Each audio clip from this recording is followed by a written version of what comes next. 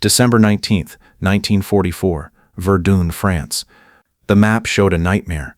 A massive German bulge tearing through Belgium. Bastogne surrounded. The northern front collapsing. General Dwight D. Eisenhower looked at George S. Patton.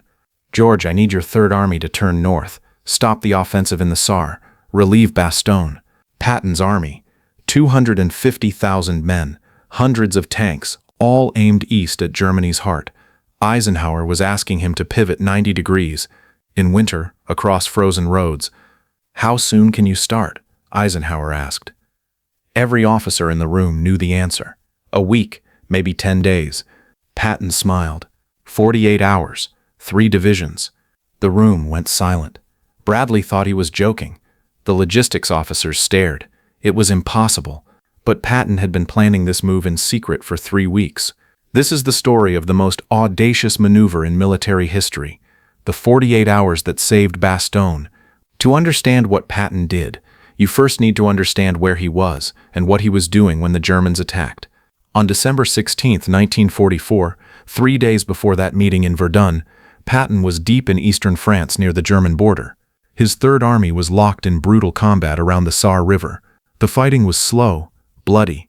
The Germans were dug into concrete bunkers. Every mile cost lives. But Patton was winning, slowly, painfully. He was grinding forward toward the Rhine River, toward the heart of Germany itself. His entire operation was pointed east. The fuel dumps were positioned for an eastern advance. The supply convoys were running east. The artillery was aimed east. The maps on every commander's desk had arrows pointing east. This wasn't just a direction, it was momentum. The Third Army was a freight train barreling toward Germany at full speed, and Eisenhower was about to ask Patton to yank the emergency brake and steer it 90 degrees north. And then the Ardennes exploded. On the morning of December 16th, Hitler launched his last great gamble. It was like a sledgehammer smashing through glass. 3 German armies, over 200,000 men, smashed into the lightly defended American lines in the Ardennes forest of Belgium. The Americans weren't ready. The forest was supposed to be quiet, a rest area. The Germans weren't supposed to attack there, but they did. Within hours, the American front was shattered. Entire units were surrounded. Roads were cut. Communications went dead. German tanks were racing west toward the Meuse River. If they reached it, they could drive all the way to Antwerp, splitting the Allied armies in half. And right in the path of the German advance was a small Belgian town called Bastogne. Bastogne didn't look important, it was just a town.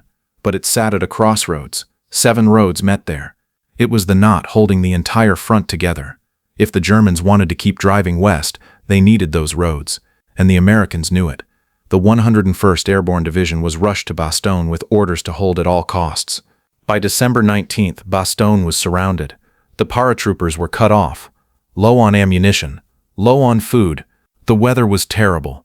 Thick fog and snow kept Allied planes grounded. No air support. No resupply. The Germans were closing in. Eisenhower knew the situation was desperate. That's why he called the emergency meeting in Verdun. He needed solutions. Fast. The room in Verdun was cold. The mood was colder. Eisenhower stood at the head of the table. Around him sat the most powerful American commanders in Europe. Omar Bradley, commander of the 12th Army Group, Courtney Hodges, commander of the 1st Army, Jacob Devers, and Patton. Eisenhower didn't waste time. He pointed at the map. The red bulge representing the German advance was growing. He needed someone to counterattack, to hit the Germans from the south and relieve Bastogne. He turned to Patton. Patton was already looking at the map. His eyes were moving, calculating. He had been expecting this call, not hoping for it. Expecting it. You see, Patton had a secret. For 3 weeks, while he was fighting in the Saar, his intelligence officer, Colonel Oskar Koch, had been warning him. Koch was good, one of the best intelligence officers in the army. And Koch had been seeing signs.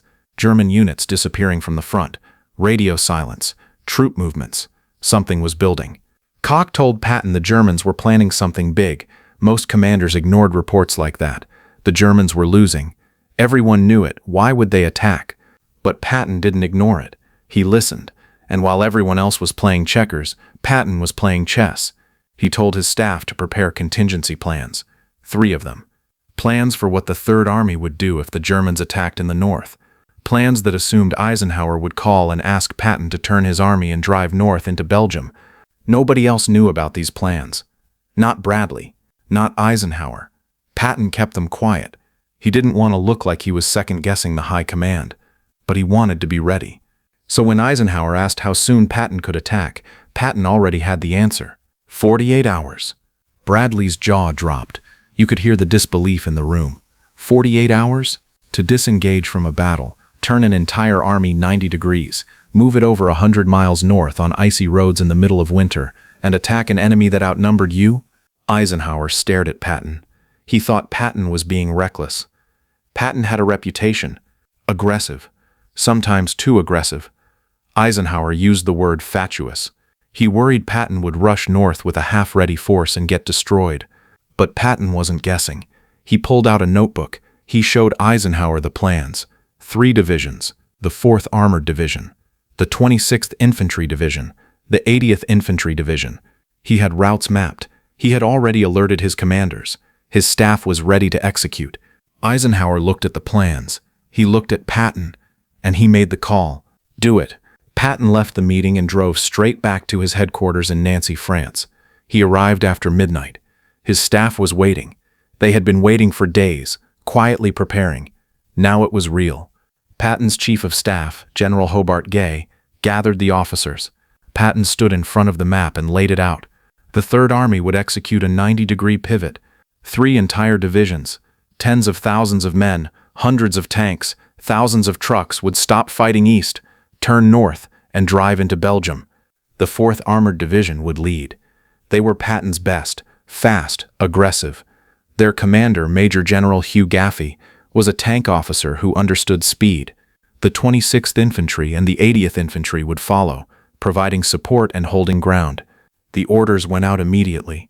Radios crackled across the front. Commanders were pulled out of battle and told to prepare to move. North, Bastogne, 48 hours. Now came the hardest part. Logistics. Moving an army isn't like moving a football team. You can't just turn around and run the other direction. An army is a massive, complex machine. Fuel, ammunition, food, medical supplies, spare parts, everything has to move, and it all has to arrive at the right place at the right time, or the whole operation collapses. Patton's Third Army was consuming thousands of gallons of fuel every hour. The fuel was stored in dumps positioned for an eastern advance. Now those dumps had to be moved, or new ones established in the north, fast. The roads were a nightmare. December in Belgium is cold, snow, ice. The roads weren't built for heavy tanks. A single broken-down truck could block an entire convoy, and Patton needed those convoys moving 24 hours a day. His logistics officers worked through the night. They mapped routes. They positioned fuel trucks at intervals along the roads. They coordinated with supply depots. They made sure every unit knew where to go and when. And the men were exhausted. They had been fighting for weeks in the Saar, cold, wet, tired. Now they were being told to stop, pack up, and march 100 miles north to fight again. But they did it. On December 20th, the movement began. The 4th Armored Division pulled out of the line near the Saar and turned north. Behind them, the 26th and 80th Divisions followed. Convoys stretched for miles, tanks, trucks, artillery, all moving north through the snow. The weather was brutal. Temperatures dropped below freezing. The roads turned to ice. Vehicles slid off into ditches. Engines froze. Soldiers marched with their coats pulled tight, their breath visible in the freezing air. And Patton was everywhere. He drove up and down the columns in his jeep, checking progress, shouting encouragement, cursing at traffic jams. He wanted speed. Every hour mattered. The men in Bastogne were running out of time. By the evening of December 21st, the lead elements of the 4th Armored Division were in position south of Bastogne. Patton had done it. 48 hours. Exactly as promised. On the morning of December 22nd, Patton launched his attack. The 4th Armored Division smashed into the German southern flank. The fighting was immediate and brutal. The Germans weren't expecting an attack from the south. They had been focused on Bastogne, on squeezing the Americans inside the pocket. Now they had a new problem. Patton. The 4th Armored drove north like a spear through flesh. Villages fell, roads opened. The Germans tried to stop them, throwing panzers and infantry into the fight, but Patton's tanks kept moving. The 26th and 80th Divisions spread out, protecting the flanks, widening the corridor. Inside Bastogne, the paratroopers heard the artillery, American artillery. From the south, relief was coming. On December 26th, 4 days after Patton launched his attack, the lead tanks of the 4th Armored Division broke through the German lines and reached Bastogne. The siege was over. The Americans inside Bastogne were exhausted, battered, low on everything. But they had held, and Patton had reached them. The Battle of the Bulge would continue for weeks. The fighting was savage, but Patton's counterattack had stopped the German advance. The momentum shifted. The Allies were back on the offensive. Eisenhower later called it one of the most brilliant operations of the war. Patton had taken an army locked in combat, turned it 90 degrees, moved it over 100 miles in winter, and launched a successful attack in 48 hours. Military analysts still study it today. But here's the question nobody asks. Was Patton lucky, or was he prepared? Some historians say Patton got lucky. The Germans were overstretched. Their fuel was running out. The weather cleared just enough for air support. Bastogne held longer than anyone expected. Maybe Patton's gamble worked because of factors beyond his control. But others say Patton created his own luck. He listened to his intelligence officer when others didn't. He planned for the unexpected. He kept his plans secret so he wouldn't be overruled. And when the moment came, he was ready. There's a lesson in that. In war, in business, in life, preparation looks like luck when it works. Everyone thought the 48 hours was impossible. The Germans thought they had won. Bradley thought Patton was reckless. Eisenhower thought it was a gamble. They were all wrong. Patton didn't wait for permission to plan. He didn't wait for certainty. He prepared for what might happen, not just what was happening. And when Eisenhower asked the impossible, Patton had an answer. Today, if you visit Bastogne, you can see the monuments to the 101st Airborne, the Screaming Eagles who held the town. You can walk the streets where the battle was fought, and just outside the town there's a memorial to the 4th Armored Division, Patton's tankers who broke the siege. Patton himself is buried in Luxembourg, at the American Cemetery, alongside thousands of men who died in the Battle of the Bulge. He's the only 4-star general buried there. His grave faces the men he led. The 48-hour maneuver that saved Bastogne wasn't just about speed. It was about preparation, leadership, and the willingness to take a risk when everyone else said it was impossible. So here's the question. Was Patton right to promise 48 hours? Or was he reckless, gambling with the lives of his men and the fate of the battle? Let us know in the comments below.